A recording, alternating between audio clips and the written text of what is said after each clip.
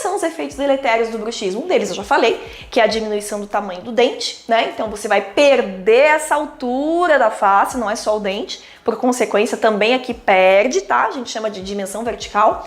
E além disso, muita gente pode ter dor, tá? Onde? Dor muscular principalmente, tá? Músculo de onde? Pescoço, masseter, temporal, tá? Tem gente que sente até um pouquinho de dor na garganta porque aí começa a evoluir para uma DTM, tá? Então o bruxismo, ele é a causa da DTM? Não, ele é um dos fatores que pode levar a DTM, disfunção temporomandibular.